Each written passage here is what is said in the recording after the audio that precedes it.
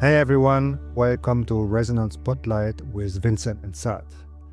So, this is actually our first episode of Strategy Notes. We are launching this mini-series to unpack the key force shaping investment strategy today, distilled into short, actionable conversation. Same depth you would expect from Resonanz, just more focus. Yes, under 15 minutes, straight to the point, no fluff. Exactly. And for this first episode, we are diving into structured credit, specifically two instruments that look quite similar on the surface but are actually playing completely different games: SRTs and CLOs. Yes, this is one of the topics where if you look quickly, they seem like the same thing. Both are repackaging credit risk, both involving tranches, both have these three-letter acronyms. Right. But the reality is they come from different places. They serve different purposes and they operate in fundamentally different ways. And if you're trying to understand capital markets or where institutional money is flowing, getting this distinction right really matters. Absolutely. So let's break it down. For anyone who's not familiar, SRT stands for Significant Risk Transfer. Sometimes you'll hear it called Credit Risk Transfer or CRT. CLO is Collateralized Loan Obligation. And we're going to unpack why these are not interchangeable, even though they're both in the structured credit space. So let's start with the basics. What actually is an SRT? So SRTs are fundamentally a regulatory capital tool. Banks originate loans, corporate loans, SME loans, whatever. Under Basel III and other regulatory frameworks, those loans require the bank to hold capital against them. But capital is expensive. Banks don't want to tie up more capital than necessary. Right. So they create an SRT transaction to transfer a significant portion of that risk off their books, not the loans themselves, but the risk, to external investors. The bank gets regulatory capital relief without having to sell the actual loan. Exactly. The loans stay on the bank's balance sheet. The risk gets transferred, usually through credit derivatives, like credit-linked notes. The bank proves to regulators that it has genuinely transferred enough risk to qualify for capital relief, and that's the whole purpose. So it's driven by regulation. The bank is solving a capital problem. Correct. Now contrast that with CLO. CLOs are investor driven. An asset manager goes out and buys a portfolio of corporate loans, usually leverage loans, and package them into a structured vehicle. They issue tranches, senior debt, mezzanine debt, equity, different risk profiles, different. And those loans physically move off the originating bank's balance sheet and into the CLO. It's a cash transaction. The CLO owns the asset. Right, Saâd. And importantly, CLOs are actively managed. There's a CLO manager whose job is to trade in and out of positions, maintain credit quality, optimize returns for investors. It's dynamic. Whereas SRTs are typically static. Once the bank sets up the risk transfer, they're not actively trading that portfolio. It just sits there. So already we are seeing quite different mechanics. One is about capital optimization for banks. The other is about creating yield product for investors.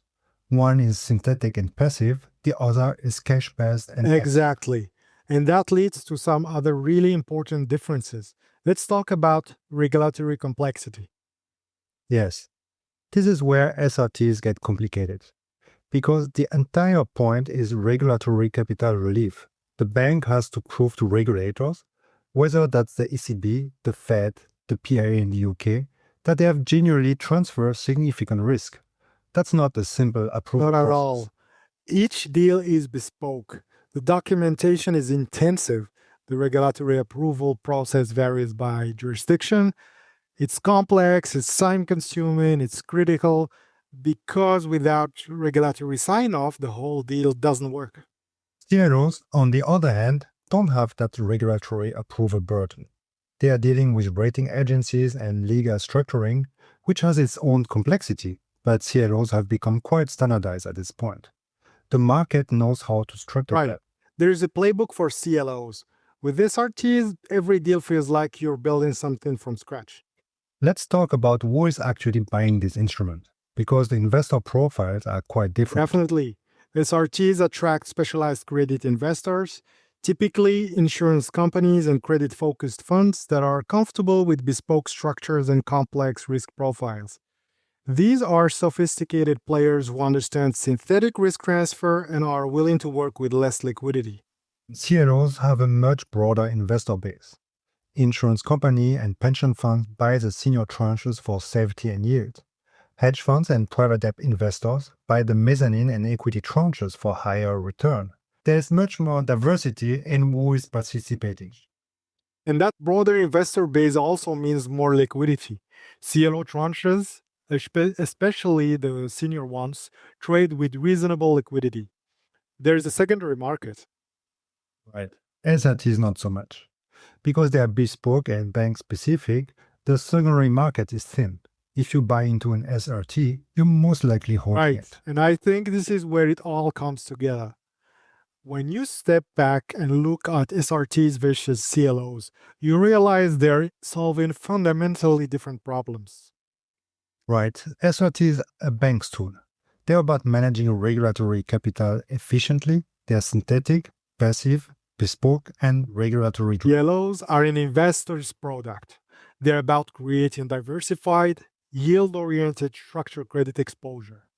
They're cash-based, actively managed, relatively standardized, and market-driven. And the interesting thing is, from a yield level, they look similar. They are both in structured credit. They both involve tranching. They both redistribute risk. But operationally, they're completely different animals. Yes, and I think if you're thinking about where to deploy capital or how to approach these markets, understanding that distinction is crucial. You're not comparing apples to apples here. Absolutely. And as both markets evolve, especially with changing regulatory framework and shifting investor appetite, these differences are only going to matter For more. sure, banks are always going to need capital efficiency tools. Investors are always going to want structured credit exposure, but how those needs get met and what instruments do the work, that's where the nuance is. And that's really the key takeaway here. Don't assume SRTs and CLOs are interchangeable just because they're both in the structured credit universe. They have different origins, different objectives, and different operational realities. All right, so to quickly recap, SRTs are for banks managing regulatory capital through synthetic risk transfer. CLOs are for investors seeking structured exposure to corporate credit through active management. Similar on the surface, completely different underneath. Exactly. And if you're navigating this market, whether you're structuring deals, managing capital, or allocating as an investor, we're going to keep unpacking these kinds of nuances in future episodes. Structured credit is evolving fast, and there's much more to explore. Absolutely. Thanks for listening to this episode of Resonanz Spotlight Strategy Notes.